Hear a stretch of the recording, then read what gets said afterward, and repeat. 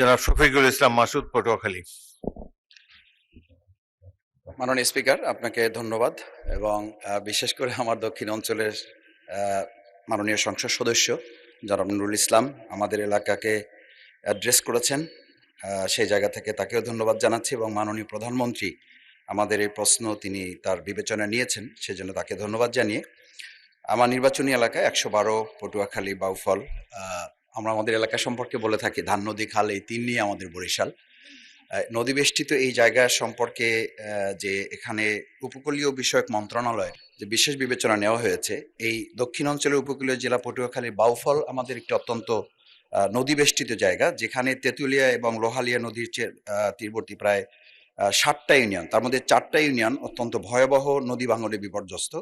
উপজেলা নাজিরপুর, কালাইয়া, চন্দ্রদ্বীপ, কেশবপুর, ধুলিয়া, এদিকে কাছিপাড়া সহ নদীগর্ভে প্রায় এগুলো বিলীন হওয়ার পথে, প্রতিনিয়ত মানবিক, সামাজিক এবং অর্থনৈতিকভাবে বিপর্যস্ত হয়ে যাচ্ছে। নদী ভাঙনের ফলে আমাদের কবরস্থান সহ মসজিদ, মাদ্রাসা, স্কুল, মন্দির এগুলো আমাদের ভাঙনে বড় বড় অঞ্চলগুলো ইতিমধ্যে চলে গেছে।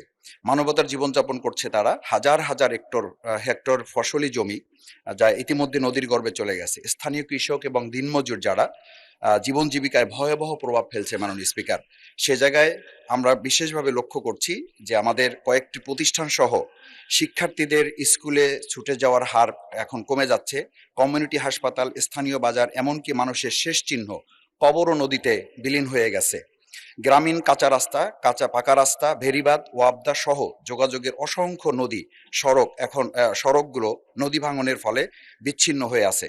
বিশেষ করে নাজিরপুর, কচুয়া, ডালিমা, নিমদি, তাঁতেরকাঠি এলাকার 7 কিলোমিটার এলাকা একেবারেই ঝুঁকিপূর্ণ অবস্থায় রয়েছে। মাননীয় সদস্য, আমি শেষ যে অনেক ব্যাপক, একটা সংক্ষিপ্ত প্রশ্ন করুন। যে সিসি ব্লক এবং র্যাপের মাধ্যমে এই জায়গাটাকে আমাদের যে প্রকল্প এখানে নেওয়া হয়েছে উপকূল বিষয়ক মন্ত্রণালয়ের আওতায় নিয়ে এসে এই সমস্যাগুলোর সমাধানে মাননীয় প্রধানমন্ত্রী তার জায়গা থেকে উদ্যোগ গ্রহণ করবেন কিনা, এ বিষয়ে আপনাদের কাছে মাননীয় স্পিকার আপনার মাধ্যমে বিনয়ের সাথে জানতে চাচ্ছি। মাননীয় প্রধানমন্ত্রী। ধন্যবাদ মাননীয় স্পিকার, ধন্যবাদ মাননীয় সংসদ সদস্য আপনার একটি গুরুত্বপূর্ণ প্রশ্নের জন্য। আপনি আপনার এলাকার যে সমস্যার কথা বলেছেন সেটি শুধু আপনার এলাকার সমস্যা নয়, বাংলাদেশের বহু মানুষ আছে, এমনকি আমার যেটা ডিস্ট্রিক্ট সেই বগুড়াতেও সারিয়াকান্দি অঞ্চলে এইরকম নদী ভাঙনের সমস্যা রয়ে গিয়েছে মাননীয় স্পিকার। একই সাথে আরো অনেকগুলো অঞ্চল আছে, দক্ষিণ অঞ্চল বলেন, উত্তর অঞ্চল বলেন, বাংলাদেশের বিভিন্ন জায়গায় এই সমস্যা রয়ে গিয়েছে। এই সমস্যাটা একদিনের নয় মাননীয় সংসদ সদস্য, আপনি যেহেতু ওই অঞ্চলের মানুষ, ওই অঞ্চলে বেড়ে উঠেছেন, আপনার নিশ্চয়ই ধারণা আছে কিভাবে এই সমস্যাটি তৈরি হয়েছে। এখানে সবচেয়ে গুরুত্বপূর্ণ দুটো বিষয় আছে। একটি হচ্ছে যে নদী শাসনের কথা আপনি বলেছেন, সেটি একটি উপায় আছে, এবং একই সাথে আপনি খুব ভালো করে জানেন নদী শাসনের বিষয়টি অত্যন্ত ব্যয়বহুল একটি বিষয়, বাট তারপরেও প্রয়োজন অনুযায়ী আমাদেরকে করতে হবে। এবং সাথে আরেকটি গুরুত্বপূর্ণ বিষয় আছে, এই ভাঙনগুলো কখন হয়? ভাঙনগুলো আমরা দেখেছি অধিকাংশ সময় বর্ষার সময় হয়ে থাকে, যখন নদীতে স্রোত থাকে এবং হঠাৎ করে পানির প্রবাহ যখন বেড়ে যায়।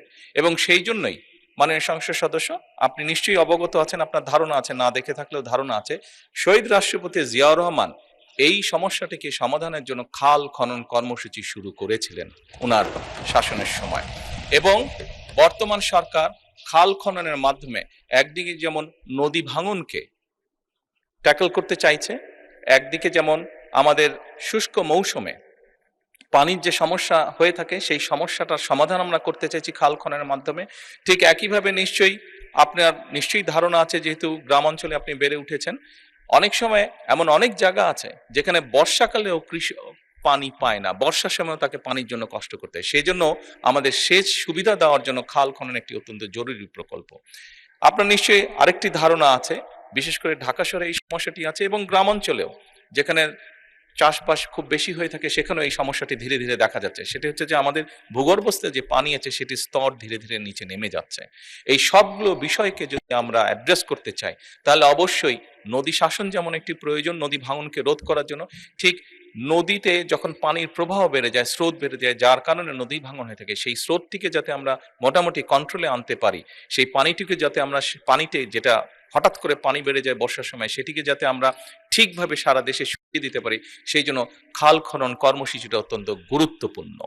সেই জন্য মাননীয় সংসদ সদস্য, মাননীয় স্পিকার, আমরা নদী শাসনের ব্যাপারে যেরকম আমরা উদ্যোগ গ্রহণ করছি সরকারের পক্ষ থেকে, একইভাবে সামগ্রিকভাবে এই সমস্যাটিকে কম খরচে, যেহেতু বাংলাদেশের জন্য ব্যয়বহুল বিষয় নদী শাসনটিকে কম খরচের জন্য সবচেয়ে বেশি আমাদের জন্য সহজ হচ্ছে খাল খনন, সেটির উপর আমরা গুরুত্ব আরোপ করছি। মাননীয় স্পিকার, ধন্যবাদ।